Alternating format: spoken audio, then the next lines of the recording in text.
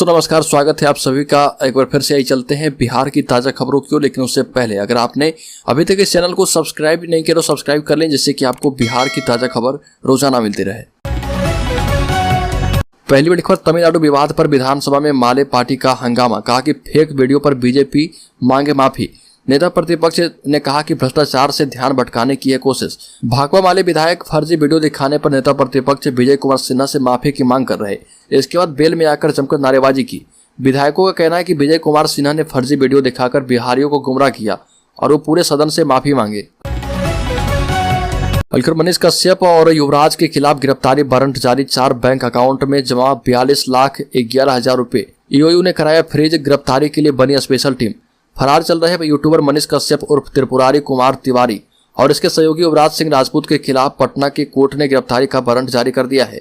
और वारंट जारी करने के लिए बिहार पुलिस की आर्थिक अपराध इकाई ईओयू ने कोर्ट में अर्जी दी थी। अब ईओयू ने मनीष कश्यप और युवराज की गिरफ्तारी के लिए एक स्पेशल टीम बना दी है, जो कि बिहार से बाहर दूसरे राज्य में जाकर और इन लोगों की गिरफ्तारी के लिए छापेमारी करेगी। दरअसल यह कानूनी शिकंजा कसा है तमिलनाडु मामले में और वहां पर रह रहे बिहार के लोगों के साथ हिंसा की गलत और उन्माद फैलाने वाले वीडियो को वायरल करने का आरोप मनीष कश्यप और युवराज सिंह राजपूत पर है।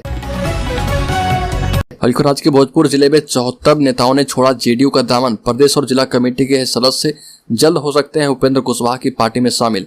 जनता दल यूनाइटेड में इस्तीफे का सिलसिला लगातार जारी है और आरा शहर में प्रदेश कमेटी के और जिला कमेटी के सक्रिय कार्यकर्ताओं और नेताओं ने जनता दल यूनाइटेड से खुद को अलग कर लिया। इसमें करीब 74 कार्यकर्ताओं ने जदयू का दामन छोड़ दिया है। इसकी जानकारी बिहार प्रदेश जनता दल यूनाइटेड के सक्रिय कार्यकर्ताओं ने प्रेस कॉन्फ्रेंस करके दी है और ये सभी 74 कार्यकर्ताओं ने जदयू और नीतीश कुमार से खुद को अलग बताया। लैंड फॉर जॉब स्कैम में लालू राबड़ी देवी को और बेटी को जमानत मिल चुकी है। लालू व्हील चेयर पर कोर्ट पहुंचे थे। सीबीआई ने बेल का विरोध नहीं किया।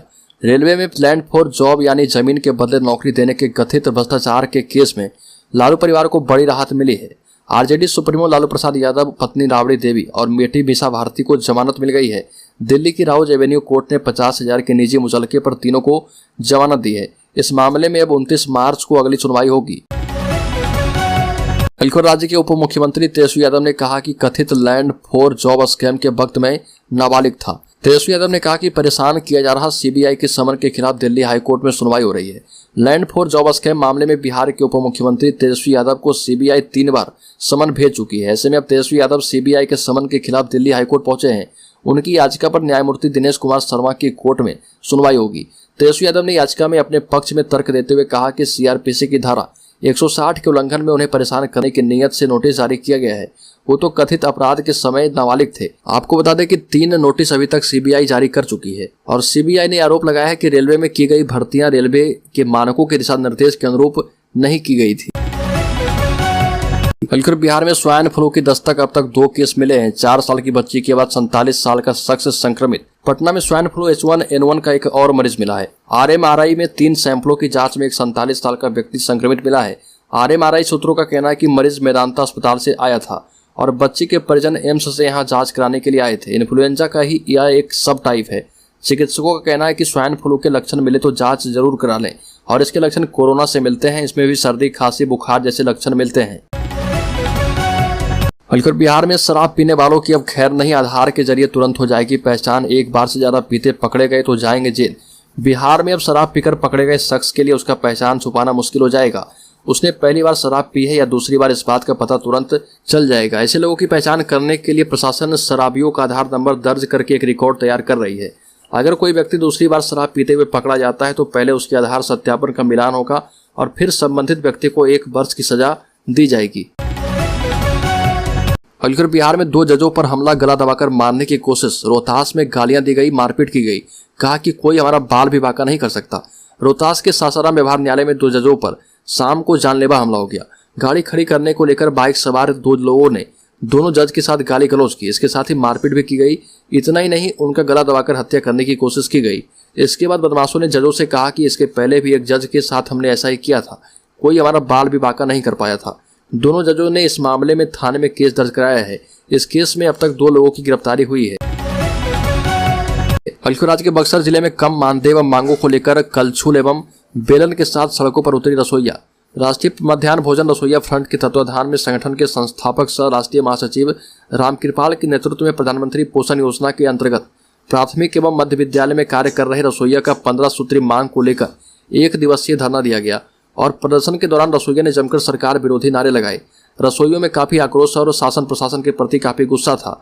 प्रोटेस्ट के दौरान रसोइयों के हाथों में छनापटा, छोलनी, कलछुल एवं खाना बनाने वाले बर्तन लेकर रसोइया नारा लगा रही थी।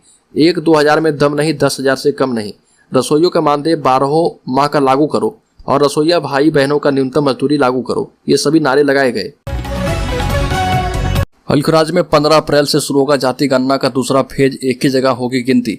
जाति आधारित गणना का दूसरा फेज 15 अप्रैल से शुरू होगा और इस दौरान प्रगणक 17 सवाल पूछेंगे। इसमें परिवार के सदस्यों का नाम, पिता या पति का नाम, परिवार के प्रधान से संबंध, आयु, लिंग, वैवाहिक स्थिति, धर्म, जाति का नाम, शैक्षणिक योग्यता, कार्यकलाप, आवासीय स्थिति, अस्थायी प्रवासी, कंप्यूटर या लैपटॉप, मोटर यान, कृषि भूमि, आवासीय भूमि, सभी स्रोतों से मासिक आय शामिल होगा और यह जानकारी सही है और किसी अन्य जगहों पर परिवार के सदस्यों की गिनती नहीं हुई है, इसकी घोषणा परिवार के मुखिया करेंगे। अधिकारियों के मुताबिक पहले चरण में गिने गए मकानों के सीरियल नंबर के आधार पर दूसरे चरण की गणना होगी। उपेंद्र कुशवाहा ने कहा कि बिहार को 2005 से पहले वाली स्थिति में नहीं जाने देंगे। जेडीयू से अलग होकर नई पार्टी बनाने वाले उपेंद्र कुशवाहा बिहार में विरासत बचाओ नमन यात्रा के दौरान शेखपुरा पहुंचे, जहां पर जगह जगह कार्यकर्ताओं ने उनका भव्य स्वागत किया और इस दौरान वो सीएम और नीतीश कुमार पर जमकर बरसे। उपेंद्र कुशवाहा ने कहा कि नीतीश कुमार ने बिहार में घूम घूम कर कसम खाई थी कि हम 2005 वाली स्थिति से राज्य को बाहर लाएंगे। लोगों से कहा कि हमारा साथ दो, हम बिहार को वर्तमान स्थिति से बाहर निकालेंगे, मगर अब वो अपनी राह भटक गए हैं। मैंने जेडीयू में रहते हुए प्रयास किया कि ऐसा ना हो और विभिन्न मंचों के माध्यम से मैंने कहा कि इस डिसीजन से जदयू खत्म हो जाएगी, लेकिन एक भी नहीं नीतीश कुमार ने सुनी है, जिसके कारण उन्होंने नई पार्टी बनाई है। नीतीश कुमार की विपक्षी एकता को अब ममता बनर्जी देगी झटका। जदयू छोड़कर शेष विपक्षी दलों से मुलाकात की बनाई है योजना। बिहार के मुख्यमंत्री नीतीश कुमार लंबे अरसे से विपक्षी एकता की पहल को आगे बढ़ाने के लिए प्रयास कर रहे हैं, लेकिन नीतीश की पहल से अलग विपक्ष में ही कई नेता हैं जो अपने स्तर से विपक्षी एकता को बढ़ाने में लगे हैं। अब इसमें एक नया नाम ममता बनर्जी का भी जुट गया है। हैरानी की बात यह है कि ममता बनर्जी दिल्ली में विपक्ष के कई नेताओं से मुलाकात करने वाली है, लेकिन इसमें जदयू के नेताओं से दूरी बनाए रखने की बात कही जा रही है। बिहार बोर्ड के 12वीं के छात्र हो जाएं तैयार, रिजल्ट को लेकर बड़ी अपडेट। बिहार बोर्ड के 12वीं कक्षा वाले छात्र परीक्षा दे चुके हैं और अब रिजल्ट के इंतजार में हैं। बिहार बोर्ड के इंटर की कॉपी की जांच 24 फरवरी से हो रही थी। परीक्षा 1 से 11 फरवरी के बीच हुई थी। अभी मेरिट लिस्ट और मार्कशीट को अंतिम रूप दिया जा रहा। लगातार छात्र रिजल्ट को लेकर बिहार बोर्ड की वेबसाइट पर जाकर अपडेट्स देख रहे। एक नोटिस में बताया गया था कि 16 मार्च को रिजल्ट आ सकता है, हालांकि इसे बिहार बोर्ड ने फर्जी बताया था। मीडिया रिपोर्ट्स और बिहार बोर्ड के सूत्रों की माने तो रिजल्ट इस सप्ताह के अंत या फिर 20 तारीख तक जारी किया जा सकता है। हालांकि आधिकारिक रूप से इस बात की अभी तक कोई पुष्टि नहीं है।